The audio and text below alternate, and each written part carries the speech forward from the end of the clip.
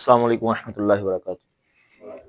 الحمد للہ رب العالمین والعاقبۃ للمتقین والصلاۃ والسلام علی نبیہ المرسلین، اما بعد فاعوذ باللہ من الشیطان الرجیم، بسم اللہ الرحمن الرحیم۔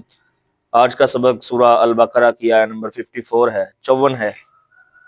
پیچھے جو ہم نے آیت پڑھی ہے ثم عفونا عنکم من بعد ذلک لعلکم تشکرون، کہ پھر ہم نے درگزر کیا تم سے یا پھر ہم نے معاف کیا تم کو تاکہ تم شکر گزار بن جاؤ۔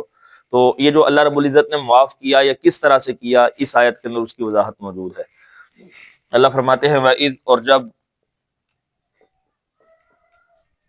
قال، کہا، موسیٰ علیہ السلام نے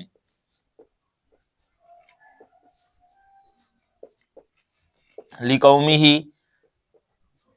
اپنی قوم سے، یا قومی، اے میری قوم، انکم، بے شک، ظلمتم، تم نے ظلم کیا، انفسکم، اپنی جانوں پر، باتخاذکم العجلہ، باتخاذکم، بنا کر،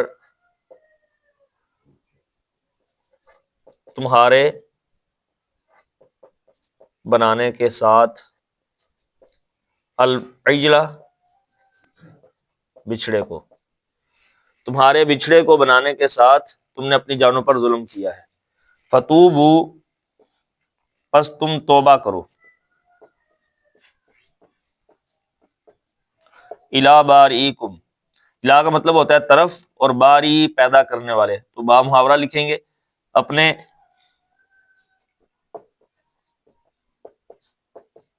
پیدا کرنے والے کی طرف، پس تم توبہ کرو اپنے پیدا کرنے والے کی طرف۔ فقتلوا، پس تم قتل کرو، انفسکم، اپنے آپ کو، ذالکم، یہ، اس میں اشارہ ہے، خیر لکم، تمہارے لیے بہتر ہے، عند بارئکم، تمہارے پیدا کرنے والے کے نزدیک۔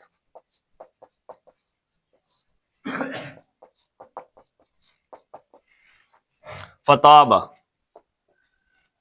تابہ یتوبو کا لفظی معنی ہوتا ہے رجوع کرنا، پس اس نے رجوع کیا، مطلب اس نے توبہ قبول کی۔ فتابہ، پس اس نے توبہ قبول کی۔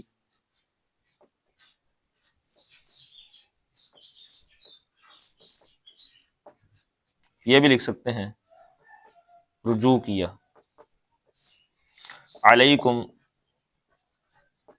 تمہاری، اگر یہ ترجمہ کریں گے پس اس نے رجوع کیا، پھر ہوگا علیکم، تم پر، اور اگر یہ ترجمہ کریں گے اس نے توبہ قبول کی، علیکم، تمہاری۔ انہو، بے شک وہ، بے شک وہی، التواب الرحیم، بہت زیادہ توبہ قبول کرنے والا، الرحیم، بہت زیادہ رحم کرنے والا ہے۔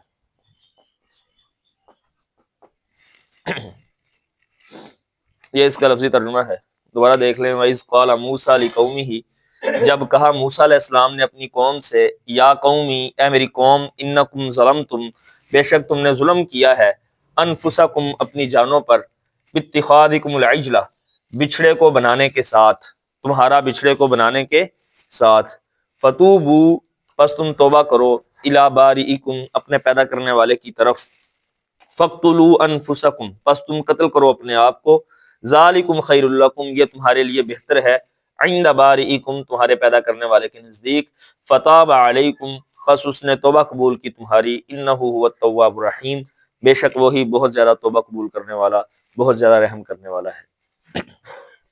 یہ سنن نبی داؤد کے اندر حدیث ہے۔ بنی اسرائیل، سب سے پہلی بات تو یہ ہے کہ جس طرح زنا شادی شدہ زانی کی سزا رجم ہے، بنی اسرائیل کو بالکل ویسے ہی شرک کے ارتکاب پر جو سزا سنائی گئی وہ قتل تھی۔ اور ہمارے دین کے اندر، دین اسلام کے اندر بھی جو بندہ اپنے دین کو، دین اسلام کو چھوڑ کے مشرک ہو جاتا ہے اور مرتد ہو جاتا ہے، اس کی سزا دین اسلام نے قتل رکھی ہے۔ سنن نبی داؤد کے اندر روایت ہے، اللہ کے رسول فرمایا من بدل دینہ فقتلوہ، جو اپنا دین بدل دے فقتلوہ، اس کو قتل کر دو۔ البتہ یہاں پہ ایک گنجائش ہے،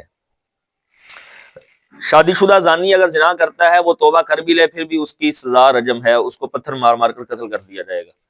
لیکن اگر کوئی بندہ اپنا دین چھوڑ کے کوئی دوسرا دین اختیار کر لیتا ہے، مرتد ہو جاتا ہے، اسلام اس کو اجازت دیتا ہے کہ وہ واپس آ جائے، توبہ کر لے، دوبارہ دین اسلام کو قبول کر لے، پھر اس کو قتل نہیں کیا جائے گا۔ لیکن اگر وہ اپنے ارتداد پر قائم رہتا ہے، فقتلوہ، پھر حکم یہی ہے کہ اس کو قتل کر دیا جائے گا۔ اور بنی اسرائیل کو بھی یہی حکم دیا گیا کہ انہوں نے شرک کیا ہے، بچڑے کو معبود بنایا ہے، بچڑے کے پجاری بنے ہیں، لہذا اب اگر یہ توبہ کرنا چاہتے ہیں، انہوں نے معافی مانگنی اللہ رب العزت سے، تو پھر حکم یہ ہے کہ فقتلوا انفسکم، اپنے آپ کو قتل کریں۔ تفسیر تبری کے اندر جناب سیدنا عبداللہ ابن عباس رضی اللہ تعالیٰ عنہ، صحابی رسول ہیں، مفسر قرآن ہیں، ان سے مروی ایک روایت ہے، امام تبری علیہ الرحمہ نے ان کی سند سے روایت نقل فرمائی ہے۔ وہ فرماتے ہیں کہ بنی اسرائیل جو تھے، ان کو حکم ہوا کہ اپنے گھٹنوں کے بل بیٹھ جائیں۔ تو بنی اسرائیل گھٹنوں کے بل بیٹھ گئے، وہ لوگ جنہوں نے بچھڑے کو معبود بنایا تھا، بچھڑے کے پجاری بنے تھے وہ، اور جو بچھڑے کے پجاری نہیں بنے تھے، جنہوں نے شرک نہیں کیا تھا، ان کو حکم ہوا وہ خنجر لے کے ان کے سروں پر کھڑے ہو جائیں، یعنی کہ پچھلی سائڈ پہ کھڑے ہو جائیں۔ اور پھر اچانک ان پر اندھیرا چھا گیا، اور جن کے ہاتھوں میں خنجر تھے، انہوں نے ان لوگوں کو قتل کیا جنہوں نے بچھڑے کو معبود بنایا تھا۔ یہ ایک ساتھ کے لیے، ایک لمحے کے لیے اندھیرا چھایا اور انہوں نے خنجر چلائے، تو ایک ہی لمحے میں 70,000 بنی اسرائیل کے لوگ قتل ہوئے۔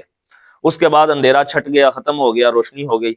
اس وقت تک جتنے قتل ہو گئے وہ بھی معاف کر دیے گئے، اور جو باقی بچ گئے تھے، ابھی قتل نہیں ہوئے تھے، جنہوں نے پوجا کی تھی بچھڑے کی، وہ بھی، ان سب کو اللہ رب العزت نے معاف کر دیا۔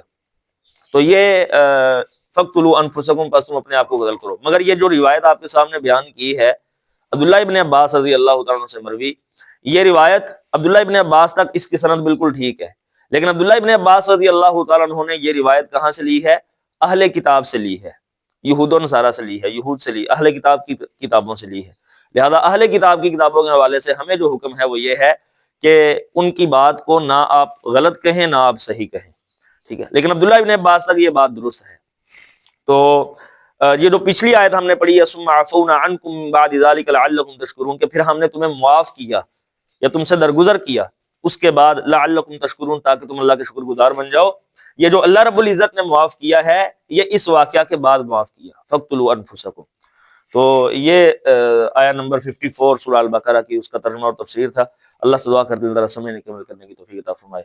وما توفیق الا باللہ، جزاکم اللہ خیر۔